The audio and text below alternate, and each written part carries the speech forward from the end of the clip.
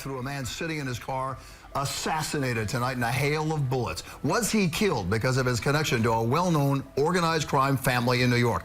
A shooting happening in the Claremont section of the Bronx tonight. Eyewitness News reporter Josh Einer is there live tonight with this bizarre and deadly mystery. Josh. Bill, the Golden Arches are bathed in police lights and surrounded by crime scene tape here in the Claremont section of the Bronx tonight. Sylvester Zottola was waiting for a cup of coffee in the drive-thru when he was shot once in the head, once in the chest, and 3 times in the shoulder. Someone was definitely gunning for him, and it wasn't the first time. The drive-thru was closed tonight, bullet holes instead of burgers, after someone ambushed the driver of this Acura SUV as he waited for a cup of coffee at this Claremont Village McDonald's. Ryan Lunz's wife works here. She told him what happened, and he came running. I was just nervous, thinking it could have been my wife, and I feel bad, of course, for anyone that dies, but at the same time, I had to make sure my wife was okay. Fortunately, he had nothing to worry about. This was no random crime, no violent robbery. Instead, cops believe it was an old-fashioned hit. They identify the man slumped over in the driver's seat as 71-year-old Sylvester Zottola, once affiliated with the infamous Bonanno crime family and a target before. Zottola survived a stabbing outside his Pelham Bay home back in December, just months after his 41-year-old son Salvatore was the target in his own assassination attempt. In this astonishing video, you can see him rolling on the pavement in front of his home in the Throgsneck section to escape a gunman who pumped him full of bullets before jumping back in a dark-colored Nissan and driving away. Salvatore survived the attack. Tonight, his dad wasn't so lucky. And back live, NYPD and federal agents continue to swarm over this scene. Now, when Zottola's son was shot, in that video that we showed you there, the getaway car was a dark-colored Nissan. Tonight, the getaway car is described as also being a dark-colored car. There are a lot of similarities here. This all seems connected, according to police sources. We will, of course, keep following this as this investigation gets underway. We're live. Well, it's a story that could be straight out of a mob movie, but it's not. It's real life, and it happened on the streets of New York City. Somebody tried to kill mob associate Sylvester Zottola. Not once, not twice, but at least 6 different times. And almost every attempt to kill him was caught on camera. Well, today, one of the key people responsible for the mob member's death faced a judge. Investigative reporter Dan Krauth shows us how this case unraveled and how long this person will be spending behind bars. That person was much closer to the victim than he ever imagined. Wow. For the last year of his life, Sylvester Zottola knew someone was trying to kill him. He spent that year in hiding, terrified for his own life. But he had no idea his every move was being tracked and that the person responsible was a member of his own family. Wow. From the outside, people knew Sylvester Zottola as a family guy. He even had it engraved on the outside of his Bronx home. The saying is like almost like the blood is thicker than water kind of thing. And, in most cases, that's true. But insiders knew him as a mob associate who built up a multi-million-dollar real estate portfolio. From what we hear, nobody really had anything bad to say about the guy. Which is a problem when it comes to finding out who's trying to kill him. He doesn't seem to have any idea who was targeting him. Targeted at least 6 times by hitmen.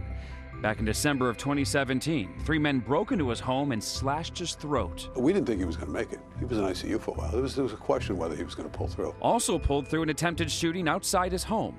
A man walked up to him with a gun and pointed it directly at Zottola's head. The gun jams? Like the gun literally jams when it's put up to his head? Right, so the gun jams, and not only that, though, so the guy's running away, he takes out his gun and he fires back at the guy, and he ends up getting arrested for, having the possession of the firearm and firing it, too. And what did you see? Police body cameras were rolling when they showed up to the scene. I see a black guy with a hood on. He almost kind of looked like the guy that tried to shoot me in Locust Point, you follow me? And then, months later, someone tried to not only kill Zottola, but one of his sons, Salvatore. A gunman opened fire on him in the street. He literally rolled away from death. You have to see it, right, to believe it. But months later, when Zottola rolled into a McDonald's drive-thru in October of 2018, what happened there? Some guy got shot in the parking lot. His luck had run out. Shot to death shortly after ordering a cup of coffee. So it was an old-fashioned hit? At first, police thought it was mob hits or a former business associate. But a tracking device on Zottola's car helped track down the killer. His own son, Anthony. Listen to what he told police after getting caught. One thing I can say is I had a feeling you were coming. When, I don't know, but I can thank you that it was after Father's Day and it was after all my kids' birthdays. The man who was grateful to be arrested after he could celebrate Father's Day with his children, found guilty of hiring gang members to kill his father. What is the motive behind this? He would inherit it all anyway. Well, listen, yeah, he would have definitely inherited it someday, right? But sometime for some people, someday is not fast enough. And detectives believe the entire time Zottola had no idea it was his own family member behind his assassination attempts. Anthony Zottola was sentenced today to life behind bars without the possibility of parole. The gunman who'd fired those shots faced the exact same sentence. There were some dramatic moments in the courtroom today where cameras were not allowed. At one point, Salvatore, the son who survived by rolling down the street, he sat face to face with his brother, looked him in the eyes and said, "Anthony, my brother, why did you do this? God gave you everything." At one point, their sister also took the stand and said she loves both of her brothers, that their father created this empire for their entire family, and it, quote, blew up in their face. Well, clearly, but it's so sad, it's so shocking, it's all those things all at once. Like, It sounded like a movie, but it was real right here. It was like a movie today in the courtroom as well. I bet it was. Very compelling. Murder victim was Sylvester Zottola, and he was killed in October 2018. He had survived 5 previous attempts on his life. The hired shooters also allegedly tried to kill his son, Salvatore. The feds say Zottola's youngest son, Anthony, plotted the whole thing. A frantic 911 call from July 2018 as Sal Zottola desperately tried to avoid getting killed outside his family's massive home in Locust Point, the Bronx. I need an ambulance right away. Someone got shot.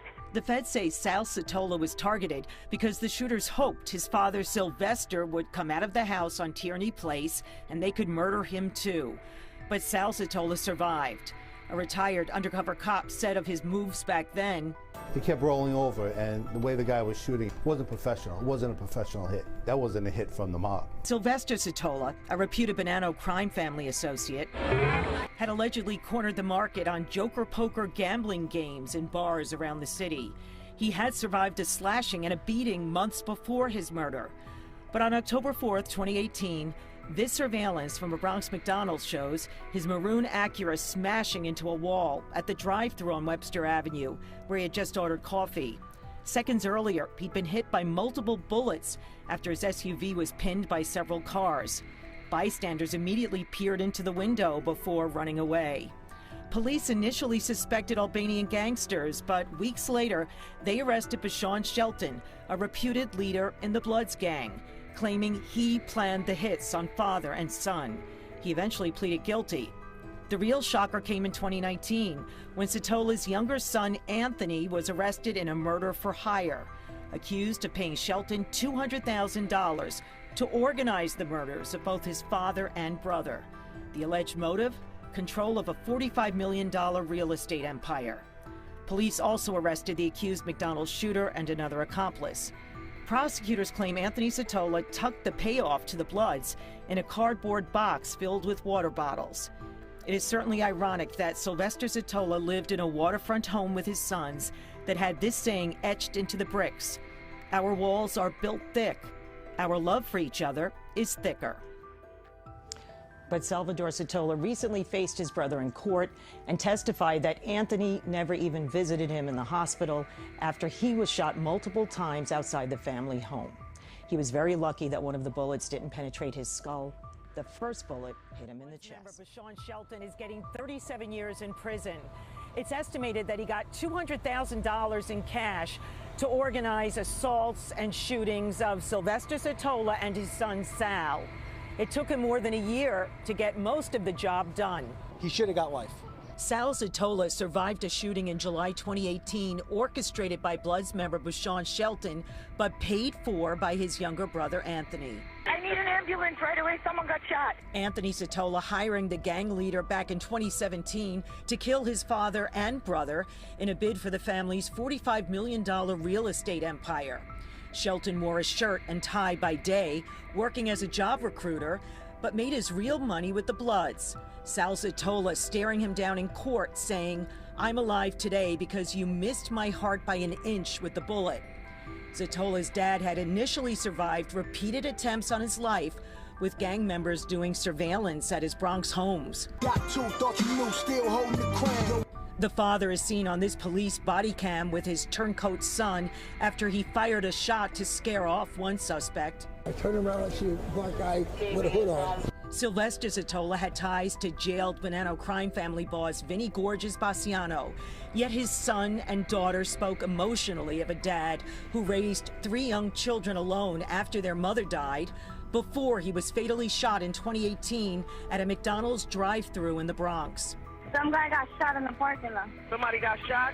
My father's a good man. He would have done anything for anyone. Bashawn Shelton, once again wearing a shirt and tie, looked directly at Sal Zottola in court and said, "I'm truly sorry for all the pain, trauma, and damage I've caused your family."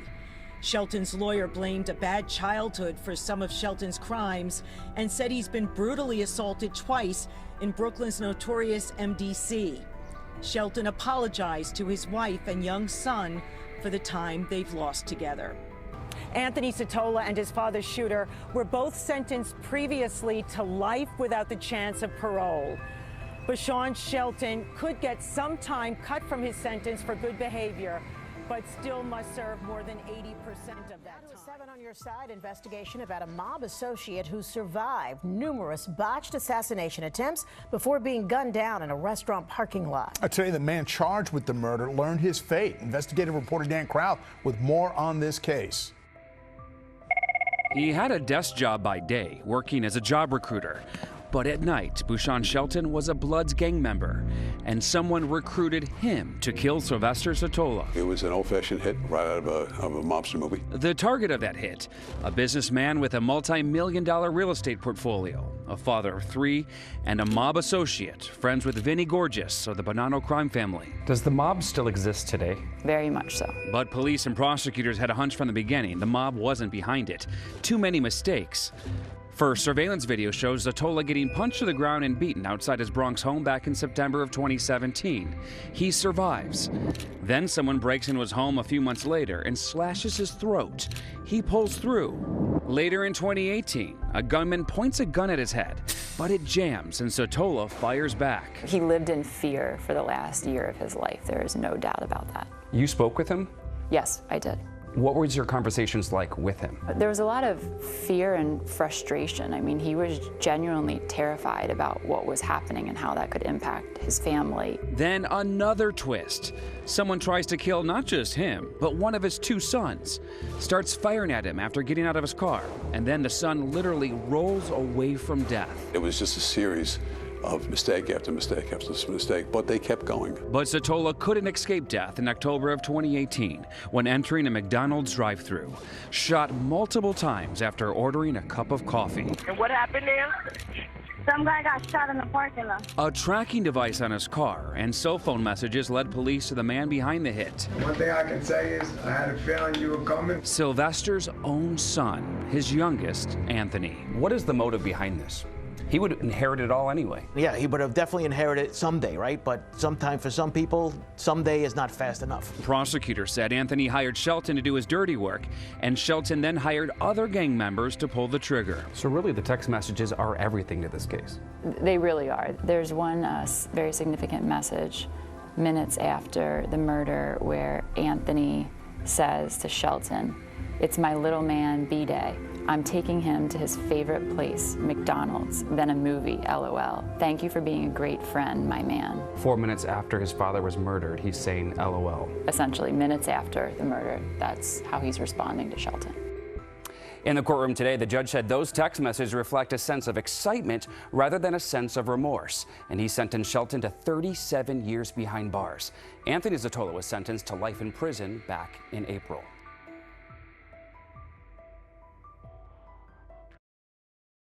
What's going on, you guys? Welcome back. Another episode of Green Lake Gang TV. Appreciate you guys checking out the videos. Got another one here for you today. Did some research over the last day and a half. Came across this case, and I remember hearing about it when it happened and when it was kind of making its way through the court system.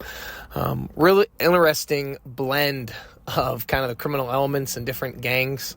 We're going to be talking about the murder and the many attempted murders of Sylvester Sally Daz Zottola, and also the attempted murders of his son, Salvatore Zottola. And I want to make sure I pronounce her name right. But the focus of this is going to be the murder of Sylvester Zottola and the attempted murders on his life. They took place over the course of a year. The attempted murders did. And they culminated with the execution of Sylvester at a Bronx McDonald's as he was ordering a medium coffee on October 4th, 2018. And immediately, it was kind of one of those things where, as we'll get into it, he was an associate of the Bonanno and Lucchese crime family, had inner workings, had dealings, had some maybe, done some illegal things, but ultimately was a stand-up guy. Nobody outright hated him. Nobody wanted him dead. He had built up a successful real estate profile that was worth about $45 million. And he had done so, and this is kind of where the mob part comes in, he had done so by starting off a thriving, this Joker room, the Joker party machines. They're technically illegal, right? Find them in gas stations, little stores all over New York. It's a big thing the mob did. And he did the right thing with the money. Once he got the money in, he went legit. And he blew up and established a real estate portfolio. And his family thrived for many, many, many years. Sylvester Zottola was a known mob associate, the Lucchese and Bonanno crime family. Made a lot of money. But again, he wasn't a disliked guy. He was known as a family guy. All right? Beautiful children, beautiful family, wife, grandkids. Had a beautiful mansion in the Bronx. And I put the picture up. There's a saying on the side of the house that equated to basically blood is thicker than water. Beautiful mansion, beautiful mansion. I didn't even know they had houses like that. It looks so unique. Not that they didn't have houses like that, but just very, very, just unique. That's the best way to put it. But as the attempts on his life started in 2017, and they grew in number, with a total of about 5 or 6 being made, so did his fear, so did his paranoia. Carrying a gun, and 5 or 6 attempts on your life, that's going to mess with you so bad. And that's what they talked about. He was just living in constant fear, always looking over his shoulder. You see in some of the news things, he's going out in his sandals and he's going out in basically his pajamas to check his mail. He's being approached, people coming up with hoods on, running off. I don't care how much money you have, that would deteriorate your mental health and your quality of life so fast. A couple instances included December of 2017. 3 men broke into his home and slashed his throat. And as you can see, they didn't think he was going to survive and almost killed him. He was in ICU. And that's the end of 2017. Then you go to the summer of 2018, and you saw that in the clip. A man with a hood on in broad daylight walks up to Sylvester Zottola, puts a gun to his head, pulls the trigger, but the gun jams. Guy runs off. Zottola even pulls his own gun out, shoots back at the guy. And Sylvester Zottola was actually arrested for that. And there was part in the news clip where you see where he's talking to police, and that's that particular day where they tried to kill him. A gun to his head. Can you imagine that? Gun to your head, outside your house, the gun jams. It's 1 in a million. And then a couple months after that, a man tried killing his son, okay, Salvatore Zottola, in broad daylight. And you can see on the video, Salvatore Zottola is rolling away and survives. He even survives the attempted hit, even after a bullet grazed his head. Didn't suffer any brain damage. Nothing like permanent. But the trauma, I want you guys to picture this, the trauma of knowing your family is clearly a target, right? And they know you intimately. They know your routine. They know where you live. They know what you drive. They've got targets on you. And you kind of think, okay, maybe I've seen that guy before. I can imagine what that kind of paranoia would do to you, where you go out to eat, you go out to breakfast, you go out to check them out. These are things that you do, and if you can think about it in your own routine, when you go out to just do same thing that you do every single day, go pour a cup of coffee, go to your favorite restaurant, go to your favorite fast food place, coffee place. For me, it's coffee, right? I go to my favorite coffee place every morning. I don't even think about it. And for these guys, the normal little things that a lot of people take for granted, they can no longer enjoy. So like I said, you've seen that video. Salvatore Zottola is rolling away, survives. And it would come out later that the killers were by actually going after his son, and we'll get into this, they were trying to kill his son, but ultimately the goal was Dad. The goal was Sylvester Zottola. So, like I said, eventually they do get to Sylvester. They murder him at a McDonald's drive-thru in his Acura on October 4th, 2018. And the investigation takes off from there, right? You've got local law enforcement, FBI. And it narrowed down pretty quickly because they find a GPS tracking device on the Acura the day of the murder. And they're also looking at, okay, you got one son who's had attempts on his life, multiple attempts on his life. The dad's had many attempts on his life. Who stands to inherit everything, right? Who stands to get the $40 million fortune and get these guys out of the way, right? And if you wait till your parents die, yeah, you know, if you're in your 40s and your dad's in his 70s, you might have to wait till you're in your late 50s before your dad dies. Well, it would soon come out that the oldest son, Anthony Zottola Sr., wanted his father and brother out of the way a lot sooner so he could take over the family fortune. The police and DA were able to put their things together, put their heads together, put their hands together, and they got their hands on a tracking device placed on Sylvester's Acura, which they found at the murder scene at McDonald's. The feds say they tracked the GPS back to an address that upon surveilling, basically they had surveillance footage on the address where the GPS first initially tracked to and was booted up. And they caught 5 known blood gang members with it, and they caught them in the area coming and going. And it soon would come out that his own son, Anthony Zottola Sr., had hired blood gang members, and one man in particular, we'll get to him in just a second, to take care of his dad and to also take care of his brothers. The GPS was activated September 29th, 2018, and the hit took place 5 days later on October 4th, 2018. So, we're going to get to the leader of the Bloods that would kind of take over in this case, Bashan Shelton. His evidence would actually be found on the crime scene at the attempted murder of Sylvester Zottola. He's a leader of the Bloods, but during the day, he looked like a normal citizen. He'd wear a tie and a job. He actually worked, get this, he worked at People Ready. If any of you don't know what People Ready is, it's a job that helps people find jobs, and that's what he would do. But his main source of income was a leader of a blood set doing what gangs do: robbery, drug extortion, murder for hire. This is how he came into contact with Anthony Zottola Sr. Okay, or Anthony Zottola Sr. All right. They start talking. And Anthony Zottola Sr., he doesn't have his dad's money, but he has money. Okay. And basically, Bashan Shelton would start doing jobs for him. And he would find out that not only did he want some jobs done, but he wanted his brother and his dad dead. Apparently, Zottola paid Bushman $200,000 to carry out the murders. They spoke in code and even laughed and celebrated after Sylvester was killed. There were text messages where basically Zottola had given him $200,000, and he really did. He gave him $200,000. You know, you see a lot of these things take place where these hitmen are promised an amount of money and they never get it. Well, no, in this case, Bushman did get the money. He got $200,000 delivered like in water bottle cases, and in text messages they talk about, did the order come through? Did you get that? Yeah, I got this. It was good. I mean, you clearly can tell they're not talking about what they kind of act like they're talking about. And the feds, the cops, they were easily able to decipher this. So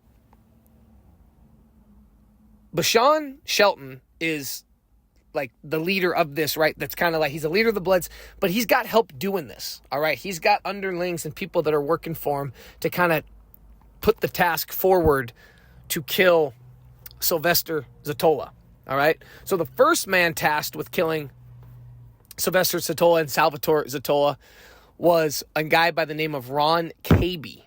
He was part of a local robbing crew for about 3 years. He was actually eventually pushed out of his own crew. He'd been arrested, and he actually told an associate, basically, enough of this robbing. He wanted to get straight to the point, which meant, I want to do murder for hires. And from there, Bashan took over. This is crazy. Ron Caby took a total of 6 attempts on Sylvester and Salvatore Zottola. 6 times. And whether it was bad timing, being spotted by the Zottolas, because like I said, after a few attempts, you're going to start seeing familiar faces. You're going to kind of start looking for cars. You're going to start looking over your shoulder. You're going to start recognizing, is there a car in the neighborhood that doesn't belong? Is there a face that doesn't belong, right? And it is kind of a race thing. I don't know what the, ethnicities are in the neighborhood, but you've got Italian mobsters, right? And you've got black blood gang members. Well, if I'm an Italian guy outside of my house and I'm getting an African-American man with a hood on, approach a couple times and things are kind of funny, I'm getting guns pulled on me, or I'm getting beat up, I'm getting my throat cut, you're going to start noticing them if they're hanging around. You really, really are. So whether it was bad timing, being spotted by police, being spotted by Salvatore Zottola, that was one time. They had KB and basically KB was provided a driver by Bushwan, right? He was provided a driver to take him to do this hit. Well, one time the driver was arrested before they even got to the place where he was supposed to carry out the hit on Sylvester. Another time they got spotted and they sped off through the neighborhood, wrecked the van they were in. They got arrested. And it just was an absolute disaster. Another time, he approached Sylvester Zottola, pulled the gun, it jammed, ran off. That's when the warning, that's when the shot was fired back at him. That was Ron KB. Okay, so it was just, he could never quite do it. He could never put it all together. Now remember this name, a gentleman by the name of Hyman Ross. He went with Ron KB the last time Ron KB attempted it. And this is when they were spotted by the sun. They fled and they crashed the van. KB was arrested later that day. But Hyman Ross would take over from there. And Hyman Ross was actually one of the shooters that was successful in killing Sylvester Zottola. Excuse me. During the trials, the government was able to produce text message evidence going back a year or more from the day of the killings. The messages came from Bushwan Shelton's phone, in which he communicated with other Bloods members who helped in the crime, including shooters Hyman Ross, accused getaway driver Alfred Lopez, another man Herman Blanco, who went by Taliban. He was also the other accused shooter. In all, 10 Bloods members were indicted in the crime. Many, including actually the leader, Bushwan Shelton, agreed to plead guilty after not wanting to possibly receive capital punishment, or in other words, the death penalty. Hyman Ross, Alfredo Lopez, Anthony Zottola Sr., those guys went to trial. And the government just kept coming out with incriminating evidence. Okay? They had more and more communication between Zottola Sr. and Bushman. And this is kind of a sick part, right? These guys would communicate after failed attempts would pile up. So basically a failed attempt, because remember, there were 6 failed attempts on Sylvester Zottola's life. A few of those attempts were also done on his son, Salvatore Zottola. And these guys would communicate after the failed attempts about how to do better next time. Anthony Zottola Sr. was giving them their routines, their plans to go on vacation, letting them know, okay, do this next time. And that was another thing that Ron KB was messing up. Anthony Zottola Sr. is giving him the pin pad to his dad's house, or the pin pad to the security system. And this guy's, that part did make me not laugh, but I did go, oh my God, 6 failed attempts. At some point, it's like, okay, man, this isn't for you. You didn't last in your robbing crew. I don't know what made you think you'd go do murder for hire, but that clearly isn't it. You need to get out. And ultimately, this is like you saw in some of the pictures I posted, Ron KB would actually become a cooperator. One of the lawyers for one of the gang members on trial was actually going at him pretty hard and said, basically, would you call yourself a rat? And he said, well, I'm not a rat, I'm a cooperator. And he actually, and this is crazy, Ron KB said, when I get out of prison, I want to help kids. I want to work with kids and help them build their lives. And okay, that's all well and good, but that's probably not the place to say it. And the lawyer jumped all over that. She said, are you going to kidnap these kids? And it was just, kind of a hard moment there for Mr. KB. So some plead guilty, some take it to trial, including the main shooter, Hyman Ross. Another one of the main shooters was Taliban, or Herman Blanco. Like I said, Zottola's given out all this information about his dad's plans, his brother's plans.